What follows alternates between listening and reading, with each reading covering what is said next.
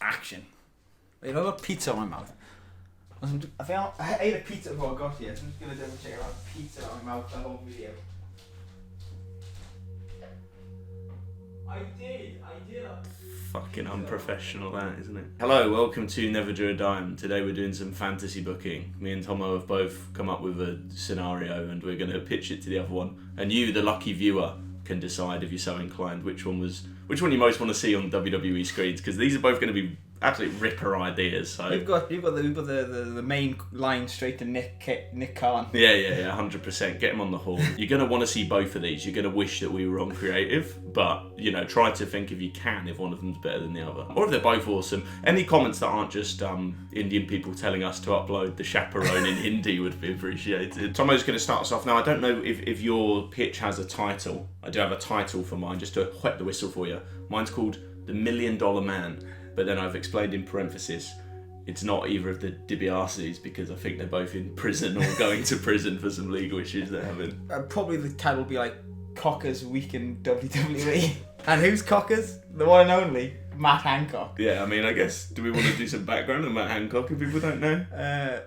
Nah, you should know. You should know. He's a cultural icon. If you don't know, you're not good. Just skip ahead. Put the timestamp to John's one. Because if you don't know Matt Hancock, this is completely insipid, vacuous content. So this is Cocker's time in the WWE. We open, it's supposed to be the week after WrestleMania, but I feel like Matt Hancock would fuck his dates up and accidentally... Right, yeah. He turns up in AEW. Yeah. Crucially, I was thinking, like, the Americans aren't going to care, so we can't have this play out on, like, actual WWE TV. So it's all like done on like WWE.com TikTok vignettes until it gets to the UK for Money in the Bank. Interesting. And then I feel there's enough people. Okay, sort of a viral marketing campaign like the return of Bray Wyatt. Exactly. Okay, but for Matt Hancock. Yeah. So we open up a week after WrestleMania and Matt Hancock uploads a TikTok of the event because he's a great TikTok man. Yeah. He says, crucially, he talks about the event, but his crucial point is, he says, he's gutted his favourite wrestler. He's wearing a John Cena t-shirt. I'm gutted. My favourite wrestler, John Cena, who was robbed against Austin Theory. Theory responds in the comments of one of his TikTok and basically just says, "Who's this man? He's more bald than Cena." Oh, that's good. That's a good jab. And that's the feud I'm working with here. Okay. And I realised after I'd written most of this, Theory's just a heel, which Yeah. makes, unfortunately, Matt Hancock the face of the feud. What we've learned is a certain population of at least the British public will buy him as a babyface because he sort of won them over on a celebrity. Well, exactly. That's how I was thinking. If you can get over eating bugs, you can get over selling Theory's offense. It won't go over with the smarks. The internet fans aren't going to buy it, but I think the general audience might pop for Matt Hancock. I'll pop Matt Hancock. Well, we'll get there. And so Hancock responds, and I haven't sort of scripted out week by week, but it's basically from WrestleMania building up to crucially build up to the Saudi show. Yeah. And the beef consists of Theory calling him bald. Okay. And Matt Hancock responding with really specific evidence to prove he was a successful health secretary during the pandemic. Yeah. Certain things like, and he's uploading them on TikTok. And let me get the voice for a second. Haha. Listen, kid, don't you know I'm the guy who laid the smackdown on that virus and got up to 100,000 tests a day early on in the pandemic? Yeah, okay. And Theory's coming back and quoting even more specific evidence to show that 40,000 of those tests were actually the previous day. Okay, so Theory actually does end up learning quite a lot about how the UK government handles COVID-19. Well, if he's going to come over to the UK, he's got to sort of embrace our culture. True. Understand. Okay. Crucially, there's been a second subplot in which Matt Hancock keeps mentioning he's excited to meet John Cena. He's been invited to meet John Cena. There might be a subplot about him thinking he's a Make-A-Wish kid, but John Cena's invited him to meet him at the Saudi showdown, because Matt Hancock will absolutely go to Saudi Arabia 100%. and do a TikTok for the Saudi Arabian government for money. Yes, absolutely. I don't know what the show was called. It's called the Saudi Showdown. Was it Crown Jewel or was it? No, it was Night of Champions. That's why I just called it Saudi Showdown. Yeah, it doesn't really matter. It's a backstage segment for WWE's TikTok. Again, it's not going to get broadcast on the actual thing. Right. Okay. But it's basically Matt Hancock like in a John Cena top and cap. Yeah. It's like standing outside John Cena's dressing room, really excited. And crucially, John Cena's never once been advertised he's going to appear on Saudi SmackDown. Oh, I was going to say, like, John Cena wasn't on that show. There's no evidence to any... And everyone's going, he's not... So the door's kicked open. Yeah. It's Austin Theory in a bald cap Okay. and he clocks Hancock with the title. Oh, and okay. then goes away chuckling, ha ha ha, laughing away. So he's lured Matt Hancock to Saudi Arabia to hit him with a championship and leave. And then my next note is Matt cries and calls Gina. Okay. Oh yeah, Gina. What's it? I forget her last name. Yeah. But that's the woman that Matt Hancock had his Yes. affair with. Did Matt Hancock claim the flight to Saudi Arabia on his expenses as an MP? Or is that not really relevant to the It's feud? not relevant to the feud, but I think it would be funny if he tried to claim it as a legitimate business expense. The newest Matt Hancock scandal. And so we just keep feuding. Austin Theory makes a couple like skits where he keeps hitting people and calling it I don't know, some Matt Hancock move. I don't know. He's trying to launch like a sort of RKO out of nowhere viral trend, but about hitting Matt Hancock with the US title. Exactly. Okay. And then this is where it like escalates. So Raw before Money in the Bank Theory comes out because now in the UK, I think you can talk about it in the actual show. Sure. To address his cock problem. That's pretty. It's a little blue, but I think that's fine. He cuts a promo and finishes by insulting Gina. He really goes low. Gets personal. Also complains that because of the last month he spent feuding with a failure politician, he hasn't actually been given a match on Money in the Bank. So he sort of worked himself out of getting a payday for getting booked on the show. Cut to the SmackDown for Money in the Bank. Oh no, he has been given a title match, which was on the SmackDown before. Right. Rather than actually on the show, so he's not getting a big purse, he's getting a smaller purse. Sure.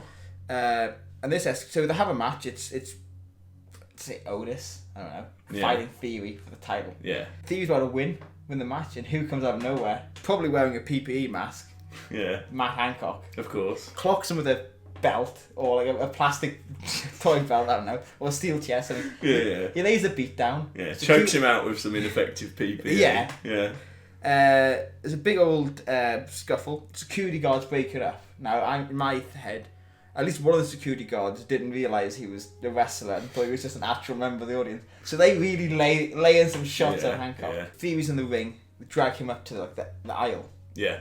And on there, somehow he gets a microphone. He cuts a sort of scathing promo on Theory. And I've scripted out the promo. He says, "Listen here, kid. You may know me from being the UK's health secretary who implemented the rules that guided the UK out of the greatest domestic crisis in living memory.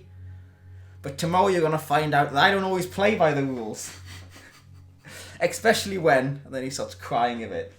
He gets choked up. He goes, "When you offend the woman I fell in love with." You know how he did that, like... Yeah. Where he's like, "I fell in love." Yeah. "That's why I want you in a no DQ match tomorrow night." So the match occurs, obviously... So hold the phone. Has he cost Theory the title? Has No. he just jumped him and attacked? But he has it. It's been like a DQ finish or something, has it? Okay. So Theory is still the US champ. I will admit, I was writing this walking from the match show to your house. So the ending's a bit rushed. Match occurs. Hancock obviously gets beaten up a lot. You know, Theory can work heel, like... Say Gina's in the audience, and he can like have him like punching him in front of Gina, like great heel work. Is Matt Hancock, has he got into any sort of shape for this, or is he still like his current build of just a normal I was middle-aged man? I was debating what's funnier, him just being like in a black tank top and like jorts, and like shin pads, or if like from like 6 months ago he was just like. He'd just go to the doctors and say, "Steroids, please." And just like spend 6 months doing no parliamentary work, no respond to a single email. Well, that's very true to life. Yeah, I just spent 6 months just getting absolutely jacked. That would be funny. Anyway, fundamentally, he's losing the match. He's getting beaten up. Theory's sort of Hancock crawling around the ring trying to get up, and Theory's like, "No one can save you now, Matt. No one can save." Bang! What's that? Chekhov's gun, that's what that is. Cena comes back. It's his favourite wrestler after all. Of course, Matt Hancock's hero, John Cena. But not only, it's not normal John Cena. John Cena's been a turkey. He's had hair plugs. Oh, that's huge. He's now got a nice full head of hair again. Yeah, okay. Which makes him back to Super Cena. He's back. Oh, so there is a pernicious sort of theory circulating online that the reason he lost so easily to Austin Theory was that bald spot draining him of a lot of his power, which may be why Matt Hancock can't beat Austin Theory either, but he's got the hair fix now, which is good to know. Wins the match. Matt picks up a dub. Because no DQ match. Oh yeah, of course. Yeah. John Cena beats him up a bit, and then John Cena and Theory can go into a 3-month feud. Right. But this was non-title. You've not put the US title on Matt Hancock. Matt Hancock forgot to stipple for that. I will say I'm pleased to hear that, because when I learnt that you were doing one about Matt Hancock, I was sort of expecting, is this going to end up with Matt Hancock being like the world champion or like winning the Royal Rumble? But actually, I think if you had to book Matt Hancock in WWE, it probably would look a lot like that. I don't think that's dissimilar to how it would be done. So. That's what I was trying to go. So if you're going to book Matt Hancock, it's unrealistic to have him achieve anything by himself. Anyway, it's one of those matches where like the actual professional wrestler just beats him up for like 30 minutes. Yeah. And Matt Hancock might like have been taught how to do a Hurricane Rana. Yeah. And so out of nowhere he pulls a single Hurricane Rana. That would pop me. And then tries to pin him. Yeah. 100%. And obviously Theory kicks out of one because all he's taken is a single Hurricane Rana. The interesting thing about that storyline pitch from Matt Hancock is it's not impossible, looking at mine, that the two could run in conjunction. So if we got given the book, in theory, we could do that as well as my idea. Do you want to remind us of your title? This is my pitch for the $1 Million Man. So we're going to start things off. This has been recorded on June 17th. So for a bit of context, I've established some information about what's coming up in the next couple of weeks. Okay, and so we're going to go from there. So this moving so we're not... mine is retroactive, yours is moving. This is moving forward from at time of recording. June Money 17th. in the Bank. Is Money in the Bank this Saturday or next Saturday? Money in the Bank is on July 1st. Oh, okay. Currently there's 6 people in that match, including some jobbers I don't care about, and Damian Priest, who comes into this a little bit. Okay, good.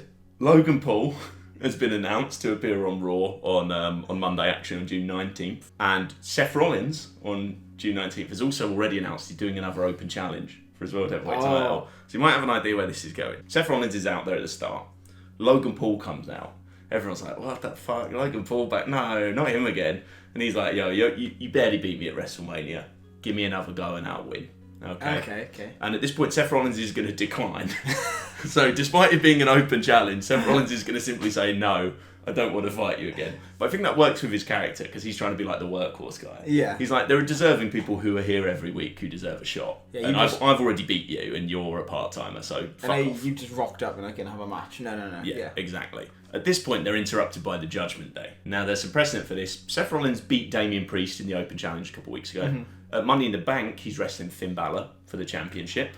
So they are feuding already. There's one left, exactly. So it's decided that on Monday night, Dominic Mysterio is accepting the Open Challenge for Seth Rollins. And Logan Paul is incredulous. He's saying, you won't fight me, but you fight Dominic Mysterio, bro. Like, what the fuck is that? Like, when Logan Paul made his debut match, he beat Dominic Mysterio in a tag match. So, he is better than Dominic Mysterio in WWE canon, in a sense. Judgment Day don't take kindly to this. Beat the shit out of Logan Paul. Maybe put him through a table or something. Logan Paul's backstage. He's looking bruised. And he goes and meets up with Adam Pearce.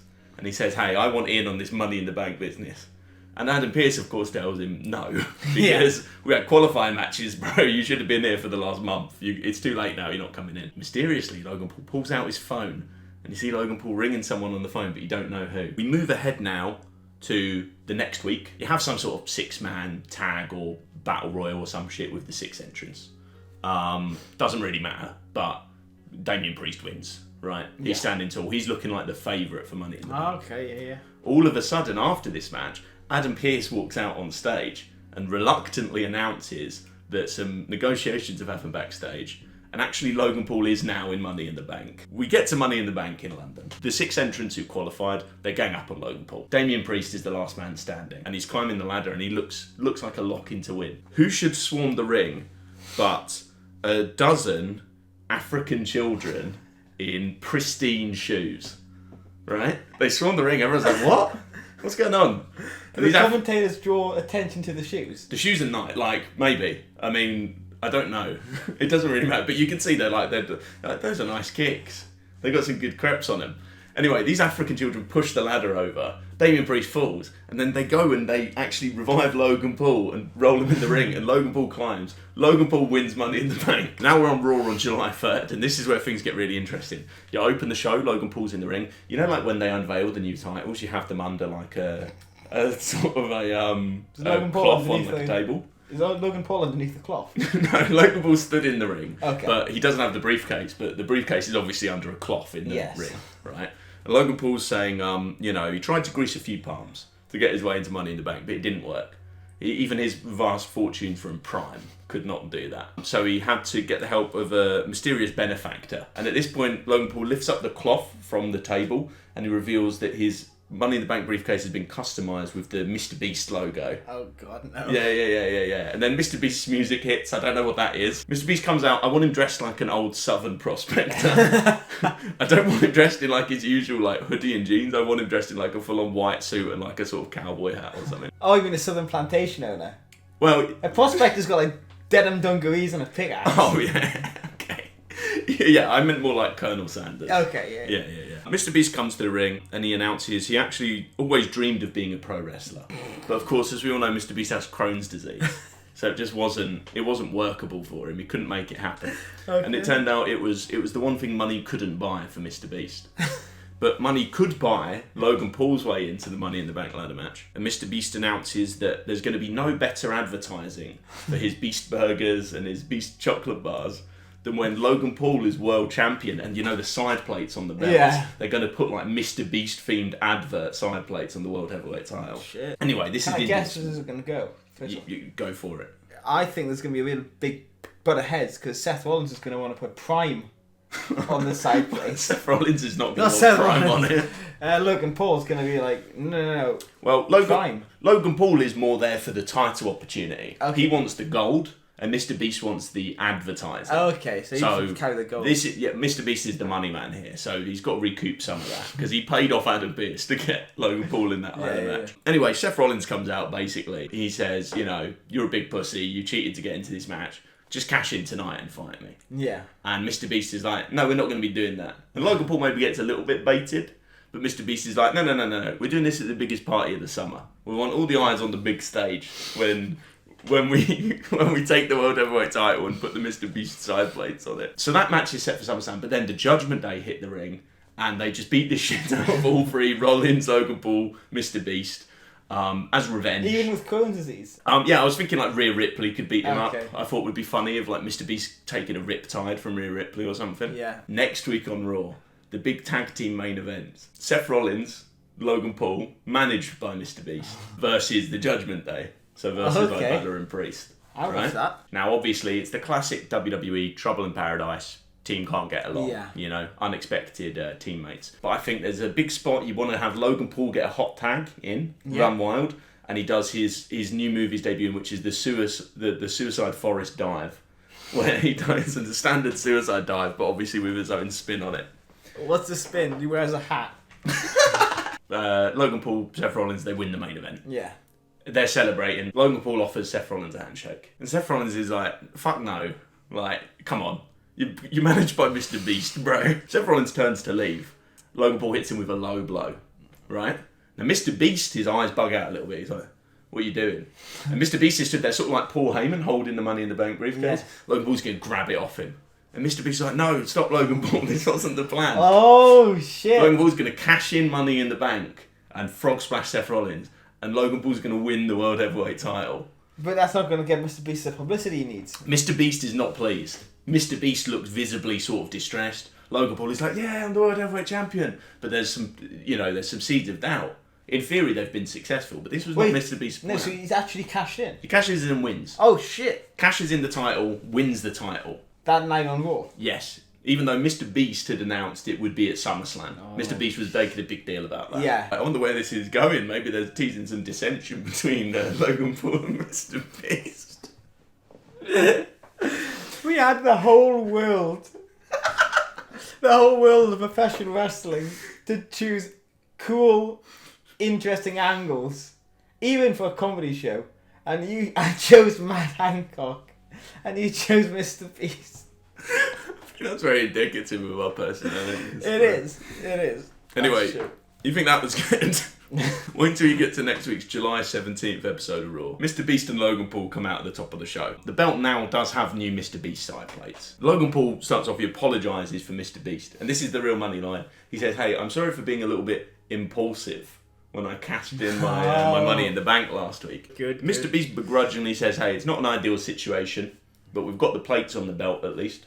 And now I've got an even bigger plan for SummerSlam that's going to make it even more must-see TV. He's reached a deal with the McMahon family, who I understand are in some legal trouble, so they probably would be looking for some Mr. Beast money. And what's going to happen is they're going to, at SummerSlam, they're going to officially scrap the World Heavyweight title and introduce in its place, I think I called it the new Beast Gaming Feastables Championship. Seth Rollins is sort of like, oh no, not Seth Rollins, Logan Paul sort of like, okay. Seth Rollins is pissed. Seth Rollins is like not having it. He comes out on stage and he's like, no, give me a rematch, bro. This is bullshit. And Logan Paul announces very heelishly that actually under his new contract he signed after WrestleMania, he only had to do 3 matches a year.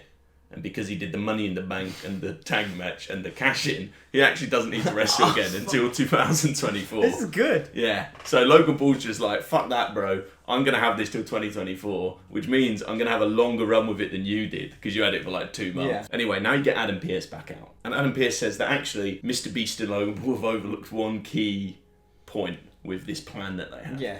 And he says, although it's true that Logan Paul doesn't have to defend the World Heavyweight title until 2024, however, if he wishes to scrap that belt and introduce the new Beast Gaming Feastables Championship, and Pearce has said the board of WWE refused to just coronate him with a new title. So he can keep the World Heavyweight title, but if he wants to create a new championship belt, must be contested in a match. Rollins cackles about that.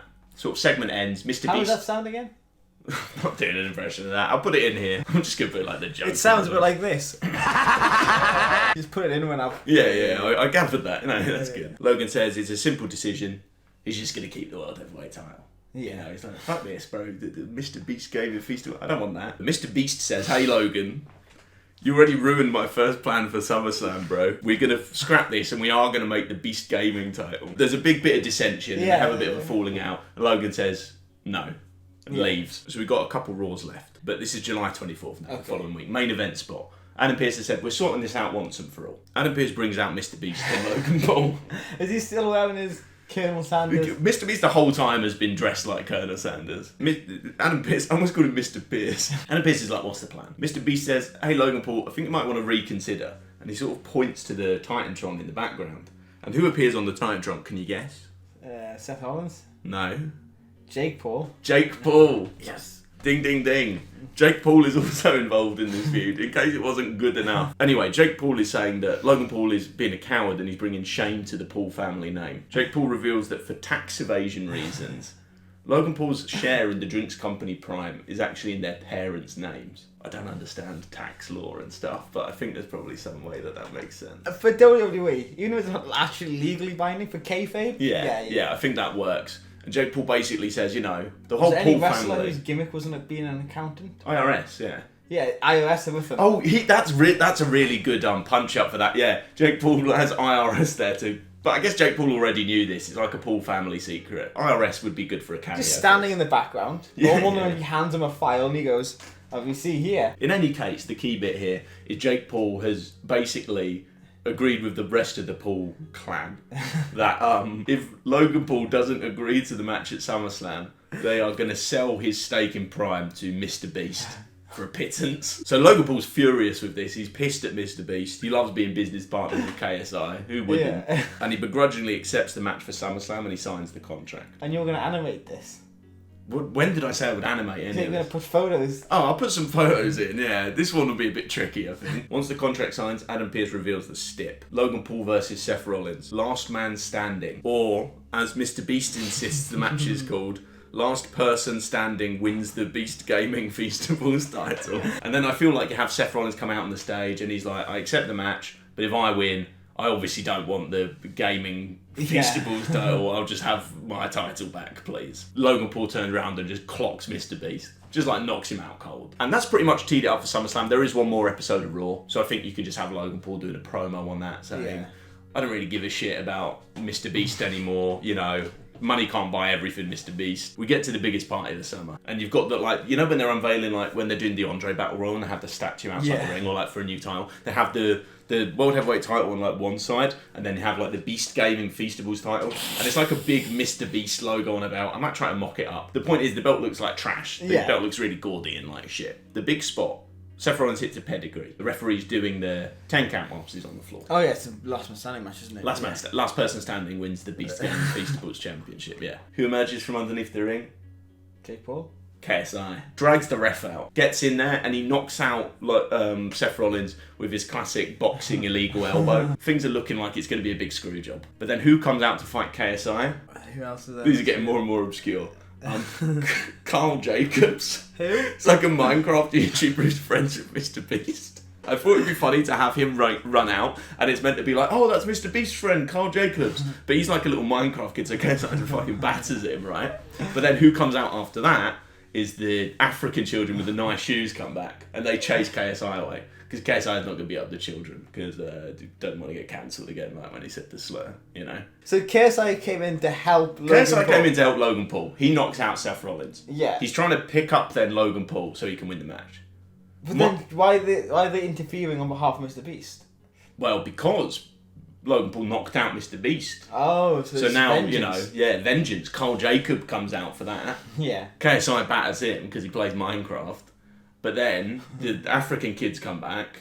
With their nice shoes. Using their nice shoes, they chase KSI away. Logan Paul still gets up first because Rollins got elbowed. Yeah. He goes to the top rope. Who finally appears? It's Mr. Beast. Comes back out, shoves him off the top rope. I think Seth Rollins do a curb stomp or something.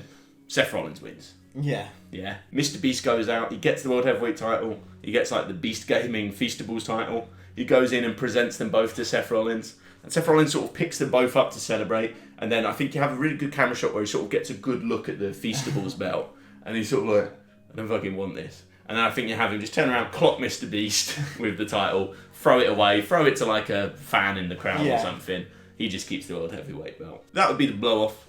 I think ultimately what you've done there is you've probably got a few good matches out of Logan Paul and Seth Rollins, tag in and, all this shit. Because Logan Paul can wrestle good. You've dragged the title scene down. You've lost all legitimacy for a newly established title. A title already lacking legitimacy. Have you though? Because the worst thing you've done to the legitimacy of the World Heavyweight title is you've given Logan Paul a run with it for 3 weeks. The Beast Gaming title has no lineage officially because Logan Paul lost the match. Yeah. So it never actually got replaced. That's true. You've given Logan Paul a bit of legitimacy. Mr. Beast, will he come back? Mr. Beast could come back managing a Moss at some point. I would love to see that. I think that would be great TV. Jim Cornette's died of an aneurysm. Jim Cornette, I think this might be the final nail in his coffin if this happened on WWE. But I think it's worth it.